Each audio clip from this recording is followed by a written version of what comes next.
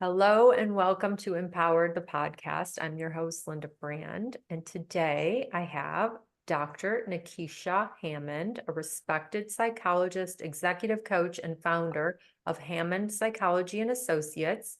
She is known for her expertise in mental health, burnout prevention, and leadership development, and she's also an international speaker, bestselling author, and she has had her insights featured on NBC, ABC, CBS, and Fox and Essence Magazine, as well as platforms like Corporate Counsel, Women of Color, and TEDx, focusing on mental wellness and leadership balance. And I love bringing you these powerful conversations and amazing guests who will help us with the mental health thing, because, it's such a big thing. I'm coaching and it's mindset's everything. And her newest book is Mindset Training, Conquer Your Mind and the Rest Will Follow. And it's available for pre-order. And I'm super excited to talk to her today about the mindset training and all that she's doing in the world. So welcome to the show, Dr. Hammond. Thank you for being here. It's lovely Thank to meet you. you again because we had an interview last week and it didn't get recorded. So All good. this will be even better. Yeah, absolutely. Because now we know each other a little bit. And so tell the audience a little bit about your beginning, wherever you want to start, just about you and how it all began, what you're doing. Yeah. Yeah. I grew up in Orlando, home of Disney World. And I grew up in a single parent home. It was just at that time, my mom, my brother, myself, growing up, and really knew, I think from a young age, I wanted to help people. At that time, I really wanted to help kids. Moved into the field of psychology. And 15 years ago, I started a mental health private practice, where I'm still at part of the time, and the other part of the time I spend time in the community educating a lot of different organizations and corporations about burnout prevention, stress management strategies. Because what I've seen, especially over the last couple of years after COVID, global pandemic came about, it was really taxing on all of us. A lot of people got overwhelmed, stressed out, burnt out, understandably, with all that it brought. So a lot more of my calls for speaking was about, like, how do we deal with this? How do we cope with this? And even still today, like, how do we make sure that we're taking care of ourselves? So that's what I do currently. Spending my time doing that. And then on the personal side, I'm a wife, I'm a mom. So juggling all things just like everyone else, but I love being in the mental wellness space. I've been here for a long time and I love it here, and I'm grateful to just be in a place where I can help others learn how to thrive. Yeah, I love that. I love that you knew at a young age your passion and your purpose. And that's so huge because there's so many of us that didn't have that, knowing right away, or they did, but they ended up going a different route because somebody said, oh, you don't make money in that, or whatever they told the story. And then they followed what mom said or dad said or whatever. But it's great that you were able to follow your passion and that, so what shifted you into from you were in this practice? Like, how did you start writing books and becoming a speaker? Just curious. Yeah. Yeah. So that actually happened about 10 years ago. At the beginning of my practice 15 years ago, it's funny because when I first started, I was like, okay, I'm going to, do therapy and do some evaluations and then just do this for the rest of my life. But I learned a couple years in very quickly that the needs for mental health and wellness were so vast, like just so much larger than what I could personally do to help in my office. Not that those needs weren't important, they're extremely important, but also there was this huge world out there, if you will, who needed a lot of help. So I began to consult more with the media. I am a huge advocate of public education. I think there's a lot of things that we don't know, but if we knew them, they would really change our lives in a positive way. So I'm a huge advocate. That's what brought me into speaking, actually speaking to different communities, well, all over the world at this point, and making sure that people are educated, making sure that people understand how to take care of themselves. And the same thing with even now with the corporations and different organizations. Like, I really was craving an opportunity to share this information with as many people as possible, which brought me more out of my office and also into the community, which I love. Just really trying to spread a message of hope, inspiration, and also like, here's the practical things that you can actually do to work on Mm, changing your life. yeah, I love that.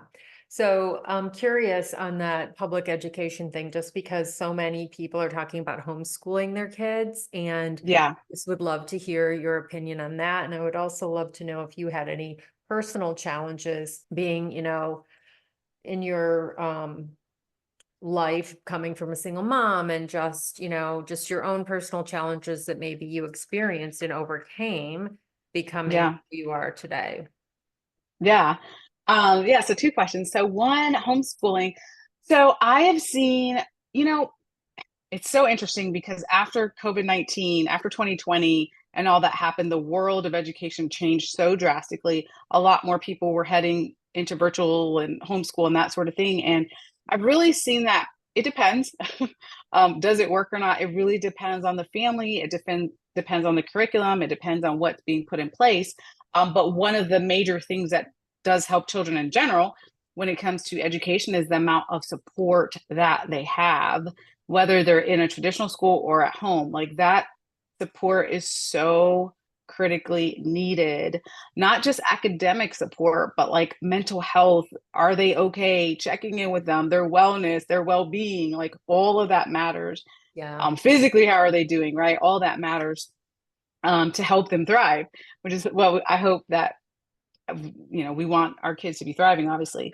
And then for myself personally, something I didn't realize until I was an adult, I sort of went through my childhood being almost celebrated for like, you're the straight A student and you're in sports and you're in community service and you're doing, 500 things. But what I didn't realize was happening was I wasn't learning how to take care of myself. I wasn't learning any sort of self-care. I learned very quickly though later on in my life how Burnout. well that all led to burnout essentially because it was just like a go go go mentality. And it's not to say that we can't celebrate kids for their accomplishments. Of course, we need to do that, or adults as well. Mm, But when you're on a go go go path, you will crash and burn if yeah, you're not it's not taking a healthy. second for yourself. Yeah, Right. and that was just not a conversation that I remember having, frankly, in my childhood, anything about mental health or like take care of yourself or slow down sometimes. So that I think really came out of it. My mom, was amazing. She was doing the best she could, but she was working multiple Right. jobs to provide Right. for me and my brothers. So I never really had that model of like, Right. here's how to do self-care. Yeah, she was your Here's how to role take care of model, and yourself. yeah, Yeah. sorry. She was your role model, and she was doing so much, and she was that Yeah. doer.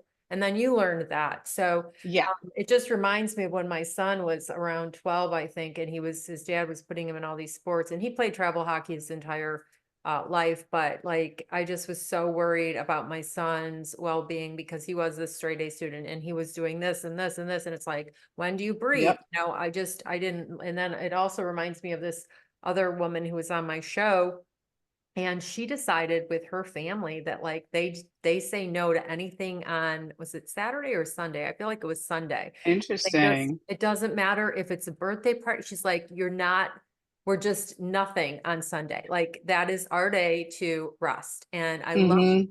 and it was so powerful because she's like, there's always going to be another this, that, and it was just so powerful. It's just a boundary to protect you Yeah. for Oh, some. absolutely. Yeah. And so, Absolutely. so interesting. But the homeschooling, I mean, I'm a mentor with big brothers and big sisters. And so I go Great into, organization.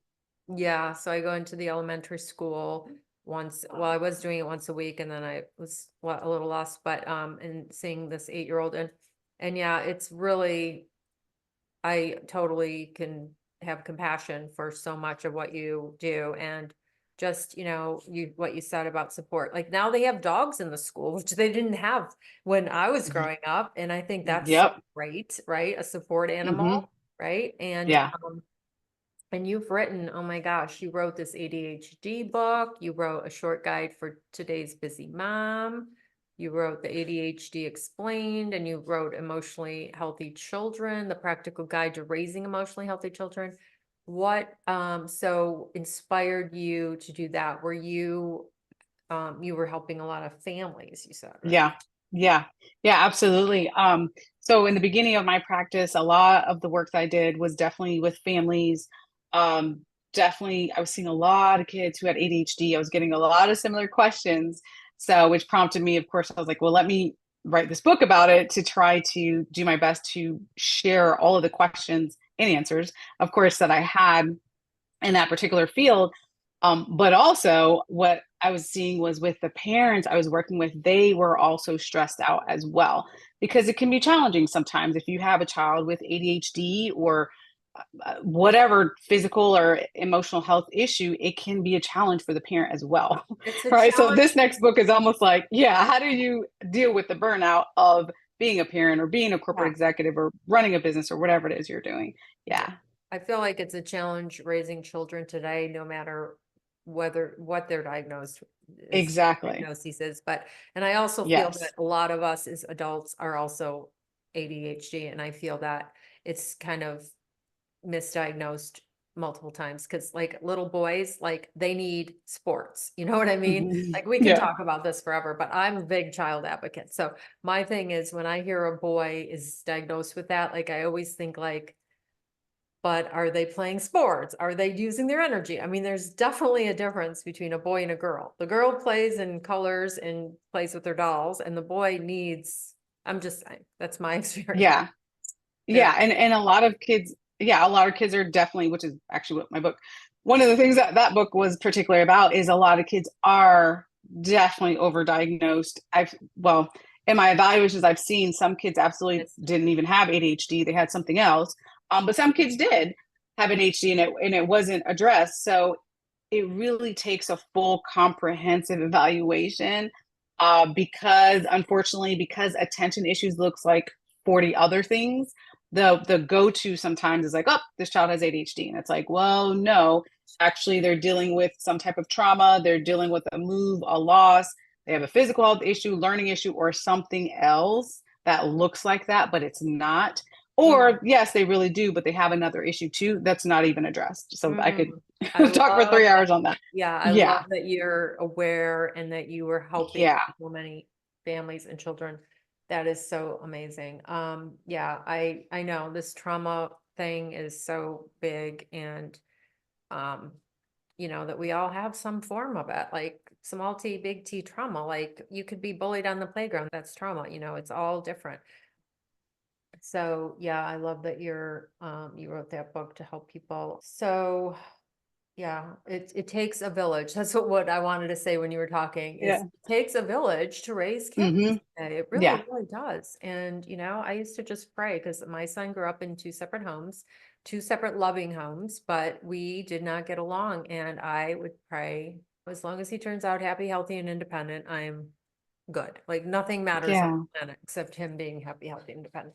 So even though I wasn't who I am today, this evolved, smarter, more compassionate, all the things, growth, the person I am today, I still always had deep love for my son. So I knew when we were fighting or we weren't getting along, he's the one suffering in the middle. So Hmm. I would always surrender, like you win, because my son's the one in the middle. Like, no, that's it. So at least I had that sense, that intelligence. Um, Yeah. and he turned out wonderful, and he has a great relationship with both of us, thank God. Um, but so tell us about your new book on mindset. Yeah, for sure. I'm super excited about this one. So really, I wrote it because after the pandemic, after COVID-19 pandemic, and all the stress that it brought, and the turmoil, and all of those sorts of things, when I was thinking about my next book, I'm like, okay, what is it? Here I am 15 years now into mental health. And it's like, what is it? If I could really boil it down, like, how can people be helped? Like, what is it that they need to do for themselves to really think about thriving and changing their lives? And what I really think it all boils down to is your mindset and how you take care of yourself. So, the book is broken into a couple parts, and it's like, how do you practically start to grow physically, emotionally, spiritually, mentally. There's all these areas of growth, but we need to take steps in order to change. Hopefully, we want to be a better version of who we are. And when we do that, then we become even more powerful for ourselves and for the people around us.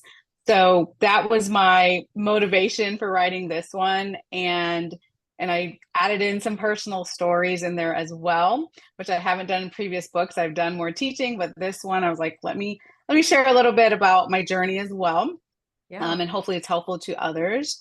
But I'm most excited for people that are going to pick it up and say, okay, let me start. Maybe they're at the start line, or maybe they need to do a reset and recharge.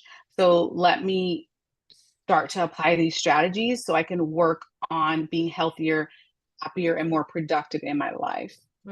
Yeah, because health is wealth and mental health is Yes, huge.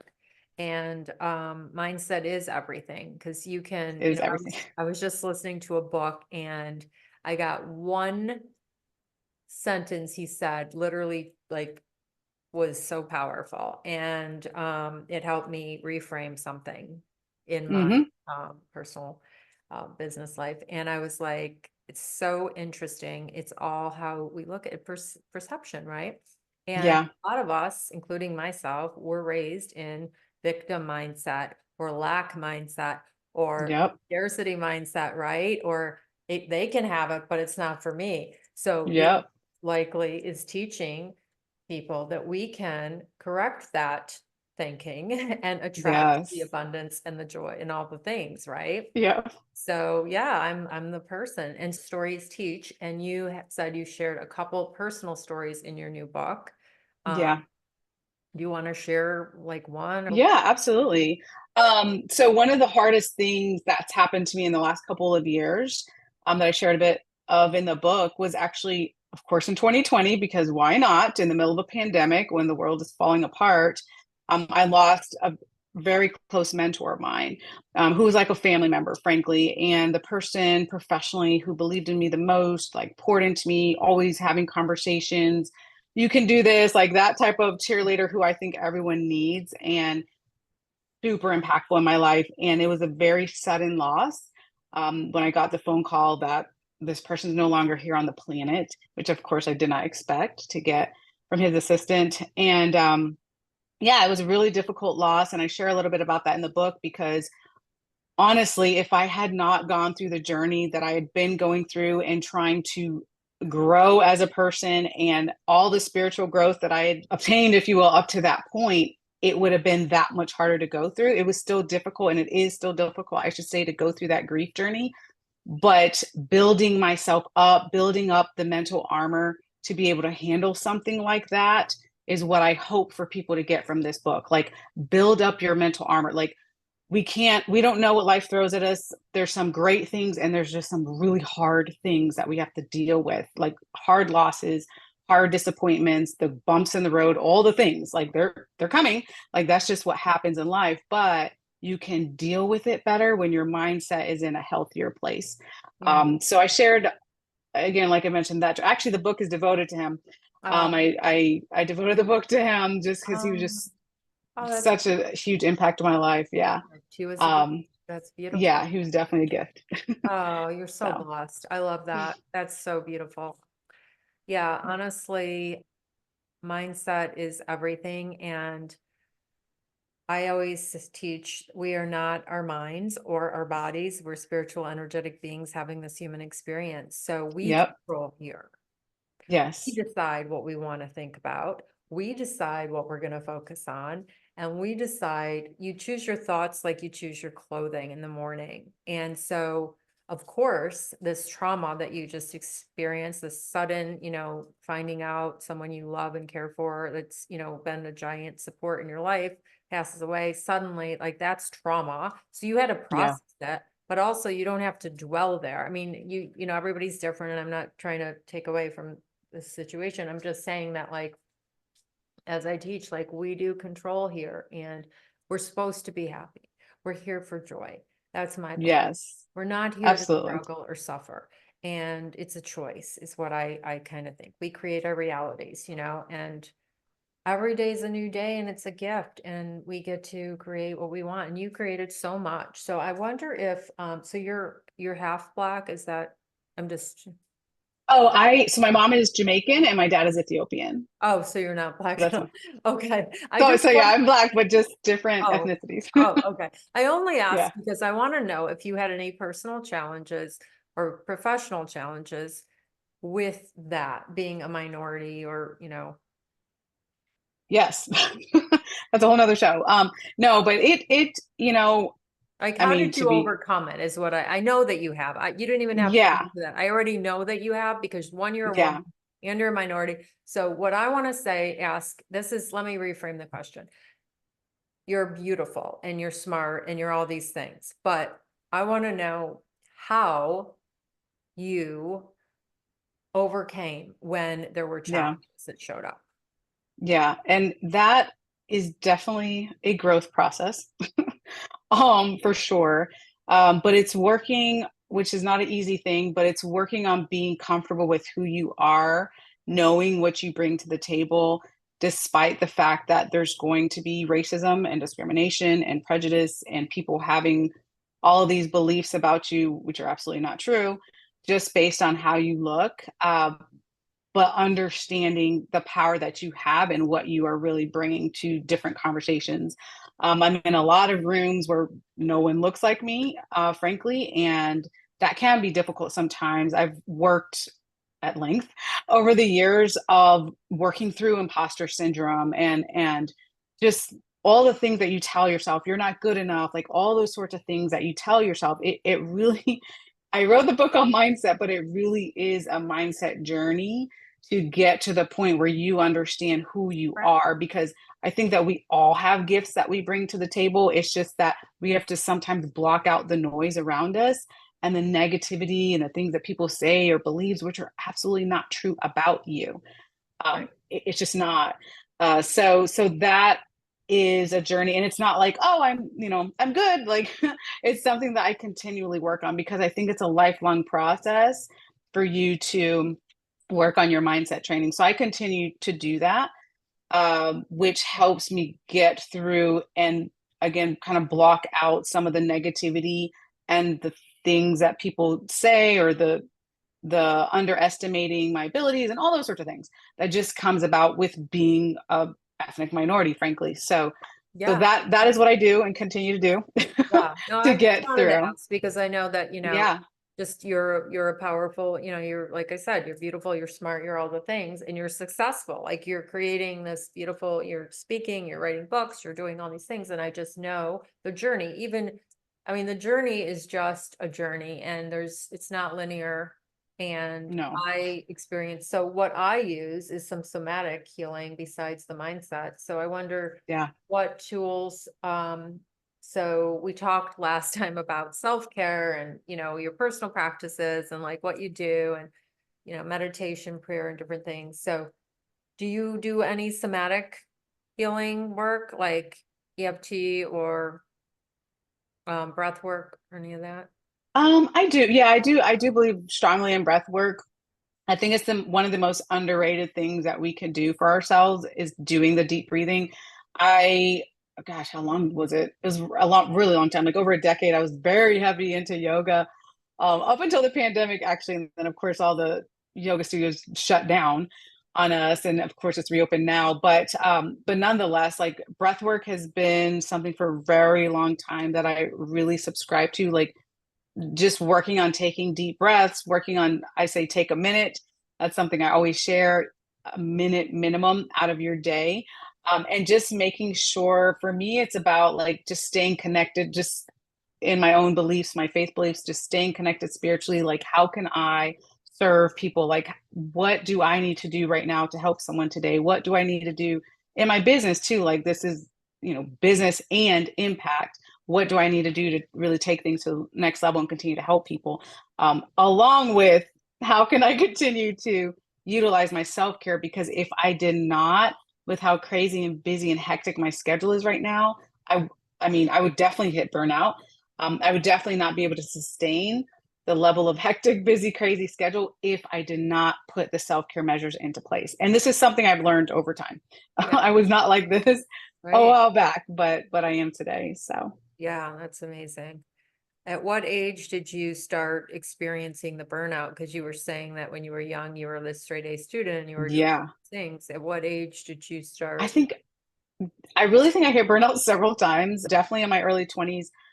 When I was in graduate school, there was a lot of bumps in the road that came with that little journey. But also when I got out of school, no one teaches you in school like how to start a business, how to start a practice. It's just like learn how to do therapy, learn how to do evaluations. And so I felt like I was pretty much thrown into the fire, like, go, like you've graduated, your license, go. And I'm like, wait, what?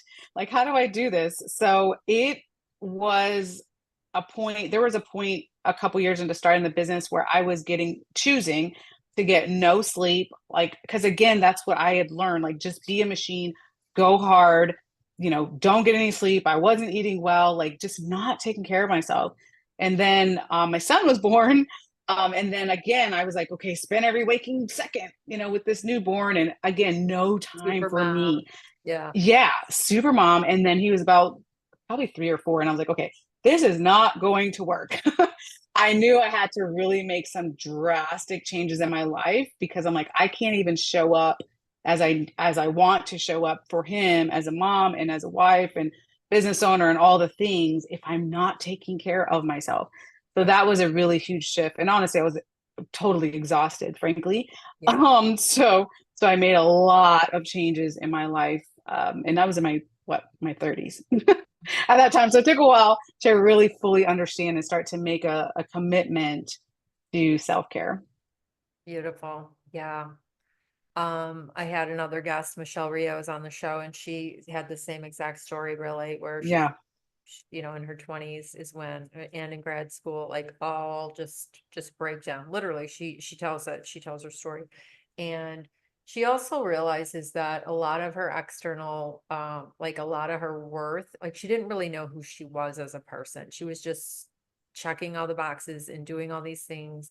And she didn't realize that she's not her value isn't her degree or all these things. Like you're just a worthy being for being alive. And, Yep.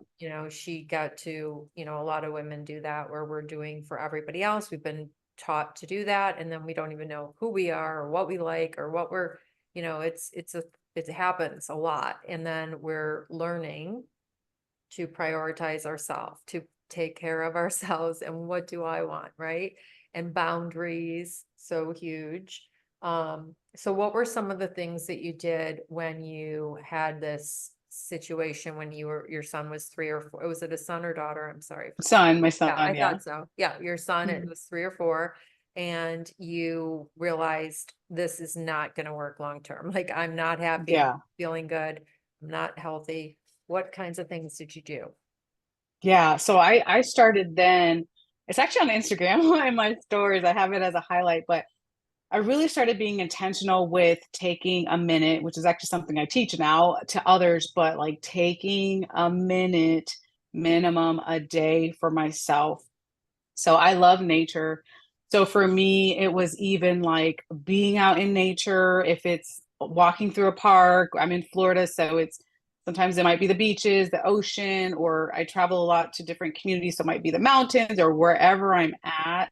Being intentional of like taking a minute for myself. Again, we talked about earlier, like the deep breathing, spending time in nature. I captured a lot of those like all over the globe. Like I said, on my Instagram stories and the highlights, called Take a Minute, hashtag Take a Minute.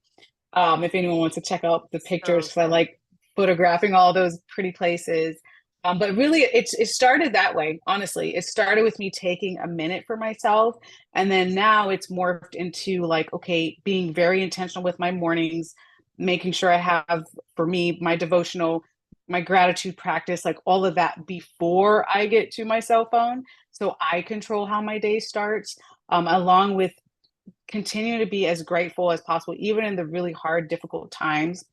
So I shared a little bit earlier about my grief journey that started in 2020, but even in the really dark, hard times, I still would say, okay, throughout the pain, like you still can have pockets of joy, though. Like you're I know it's hard. I totally get that, but you can still have moments of joy in the pain and in the grief and in the dark times too. So that has been like a huge major philosophy shift for me over time. And again, now today, I mean, very heavy on the self-care, like a lot more than a minute now. But really just continuing that journey of like holistically, how can I be better physically, emotionally, spiritually, and mentally for all the roles that I play? So for myself and all the roles that I play. So, so good. So true. So valuable. Yeah, I love nature too. And I just feel so Yeah. abundant and so peaceful when I'm in Yes. nature. And yeah, I'm in Florida also. So I love where I live and I can go and be in nature in 5 minutes. And I love that you have your morning practice, and I do too, and it's a non-negotiable. And Yes. I love that. And I also love, and sometimes it's longer, sometimes it's shorter, sometimes it doesn't have all the things, but it's there, And I love Hmm. gratitude. I've been practicing gratitude for over 12 years. I had a health condition back in 11 and 12. I was misdiagnosed by 3 doctors, and it's a whole story that I won't get into, but I'll just say that gratitude was something I started then and I continue to today.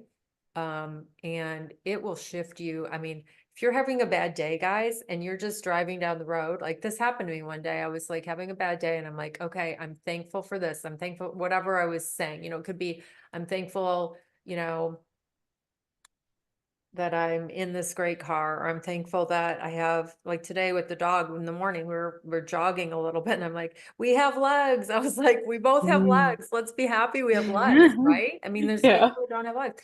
I mean, you can be thankful for so many different things. It could be a healthy meal, a great phone call, your family. There's so many blessings everywhere that the more what we focus on grows, right? So if you focus Yeah. on your blessings, you get more blessings. You focus on what you don't have lack, then you're creating more. And yeah, that's what I truly believe as well. So Yeah. that's so beautiful. So let's see. So you are traveling and speaking on stages. When did that start? Has that been going on for like 10 years? Yeah. Oh, Yeah. It's been about 10 years now. you love it? So I do. I love it. I love being in community with people. I love meeting people. I love hearing people's stories. We are what I've learned from meeting thousands and thousands of people, honestly, is that we are so much stronger than we know. Um, I mean, I've heard a lot of stories. So I've heard a lot of sad and traumatic and difficult stories, but I've also heard a lot of stories of resilience, like how people get through, which is remarkable. Like some stories I hear, I'm like, it's amazing that you're standing in front of me right now. Like it's just so much. Like we all have different lives, but there's just some things that are really difficult, really hard, but I've met people who have just risen above. And I'm like, that's amazing. And like you said too, they have a gratitude practice too, especially after getting through some of the things that they've gone through. They really have a gratitude practice. And like in a weird way, like it just changed their lives for the better. Like none of us want to go through hardships, of course.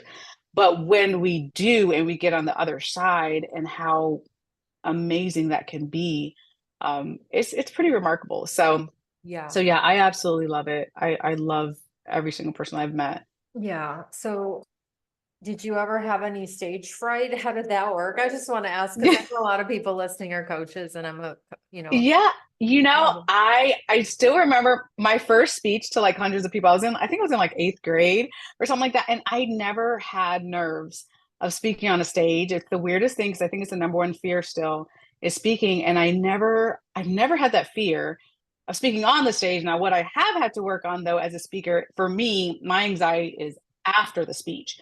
So afterwards, which I've gotten way better at over time, but I used to be like, man, why didn't I say this? I should have said this. Why didn't I do this? I should have said this. Like all the what ifs and you should have, could have. And it was like really bad anxiety after I left the stage.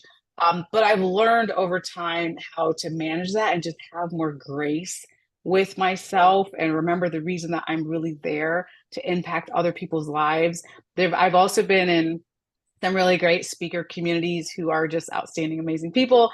And we've helped each other really, because some people do have those nerves on the stage, and it's like, okay, here's what you can do for that. And then, of course, the anxiety afterwards for some of us. And it's like, okay, let's take a step back and understand, like, you just got on a stage and help people in the audience and help impact these people's lives. So, Yeah. so that helps with the anxiety as well. But yeah, no stage fright for me. So I feel like that is just that perfectionism and wanting to be. So I'm just talking like as to why you sort of were beating yourself up after, even oh though yeah, you for sure. probably did an amazing job, but you're like, oh my gosh, I should have said this, I should have said that. And that's also why you wrote your books, because you're like getting it all out there, what you want to Yes. say. Here it is. I did Yeah. it. And then the whole world can have access to that information, which is so incredibly powerful. So what's in the future for you? What do you have coming? You have the book, and when does it come out? Yeah. The book's out September 10th. So yeah, mindsettrainingbook.com is the pre-order page. So super excited about that. That is, it's been a wonderful process. It's been some ups and downs with that as well, of course, with any project, but excited about that. So that's definitely keeping me busy. And then really just working with different corporations right now. I'm working on a new burnout prevention program for some different organizations. So I'm excited about that. I'll have some online courses coming up. So definitely staying busy. As I mentioned, like one of the things that lights me up and excites me is always helping people, but also finding ways to help more and more people, because there's a lot of people who need a message and understanding around mental health and mental wellness. So that's what I'm up to in the world right now. Yeah, that just made me think when you said that, like how many people are out there like drowning their sorrows in, or just not feeling their feelings and doing alcohol or just different things to cope instead of, healthier ways. Yeah. I had Kelly Siegel on my show. Has a huge following, and he speaks about not drinking alcohol and how during COVID, because a lot of positive things did come out of COVID. And this particular person, he started reading books. He started listening to podcasts. He quit drinking alcohol. Yeah. He started working on himself, and he transformed his whole life. And now he speaks on that. He's doing way better. Life's way better, Yeah. but he was healing. He was he had a lot of trauma in his childhood, and he never dealt with any of it. And now he did. So, I just think that a lot of people out there are indulging, or just like, this is like, the way, oh, go have a drink, whatever. And I just love that there's people like you and me that are showing them that you can feel good, you can choose your thoughts, you can heal, and there's other ways. It's not just go drink, because that's just a band-aid. And you know Yeah. so that's great. And then yeah, I mean, during all, I was just going to say about COVID, like I agree that it was really, really hard for a lot of people to be isolated in their homes and different things, but like also there were good things that came from it, where, people are working from home more now. They're able to be productive from home and save the commute. People were playing with their kids. Like you'd go to the Yeah. riding bikes, and being outside and not on the computer, right? And so there were a little bit of positives. Like I always say, there's some, from every negative or perceived to be negative thing, a blessing came. Like my interview today that was out, I don't know if you listened, but Christina, she was in a head-on collision. She's now a breathwork expert, a coach, and all these things, and an author. But she was in a toxic relate marriage, and she was staying because she was this good Christian, didn't think Hmm. divorce was in her vocabulary. And she realized after this head-on collision that her life, it was a horrible experience and trauma, but she ended up changing her entire life. She got, out of the marriage, and she's doing all these wonderful things and has a podcast, Loving Your Life Again. So just saying Yeah. that every perceived to be negative thing, there's always sometimes an underlying blessing. And perhaps this Very true. book came from your horrible loss, but the book is going to help someone. Yeah, it's true. I would totally agree with that. I would totally agree with that. It is. It's like you mentioned, like personally, I mean, professionally, of course, I'm in the field and I have that information, but personally, what I've been through as well. And just, I totally relate and have so much empathy for the person listening to this who is like, I am not taking care of myself. My self-care is not where it needs to be. I'm hitting burnout. Like, I get it. Like, I get it personally too, because I used to be in that place. And I want hopefully to save people from getting to the place where they're so stressed out, overwhelmed, like not functioning, and in a really dark place that could have been prevented, because a lot of times we can prevent those things when we set up ourselves for success and set up our mindset and our self-care so that we can thrive. So I am, yeah, I'm really hopeful for people to really get that out of the Yeah. book. And yeah. Oh, I would just love for you to, because I say it all the time, but I want them to hear it from you, but like to tell them how self-care is not selfish and how Oh, yes. that is such a program that so many people have, that I want you to just explain how self-care is not selfish and how we cannot serve anybody with an empty cup, but just hear your words on that. Yeah, and you're absolutely right. A lot of that has to be unlearned. So many of us were programmed, maybe from childhood or teen years or whatever years, that like don't take any time for yourself. Everything else has to come before the work and the family and the this and that, or whatever it is, whoever it is that you have comes before you. But the problem with that is then you don't get to sustain your own well-being. When you crash and burn, you can't help anyone in that space. Now people have to come and help you, right? And for all the people around you.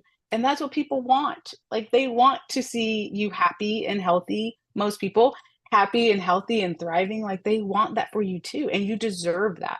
And sometimes I talk a little bit about it in the book, but sometimes it is a question of self-love or worthiness and those sorts of things, which is a whole nother journey that you can sometimes take yourself, or sometimes you do need the help of a mental health professional. But nonetheless, I want to also remind people that you are absolutely worthy and you deserve to have the self-care that you need to thrive in your life. Mhm. Absolutely. I love that. So true. I love this one author, Rachel Madorsky. She says, she's also a coach. She says that to give from when your cup is overflowing, that's what we should give from, is the overflowing. And Absolutely. yeah, and I love that so much. And it's true. It's always there's a ripple effect. So if you're depleted, you can help no one. But when you're happy, when mom's happy and mom feels good and she had her massage and she had her, she's rested, she's going to be happier for the kid and she's going to be a better wife. Exactly. She's going to be, the better everything. So yeah, that's so huge, so important. I love that message. Is there anything else you want to share? I loved talking with you and getting to know you, and Yeah. I'm excited about your book and all the things. Is there anything Yeah. else you wanted to share about? I would just say, I would just remind people to make yourself your number one priority. Again, it doesn't mean you're selfish, but it means that you are working on ways, even if there's baby steps you need to take right now, but you're working on ways to show up powerfully for yourself and for everyone around you. The other thing I want to remind people of is there absolutely is hope. I know that there's a lot of people going through a lot of things. You may be in a dark place right now, but it doesn't rain forever. There's a lot of hope out there. There's a lot of people who need you.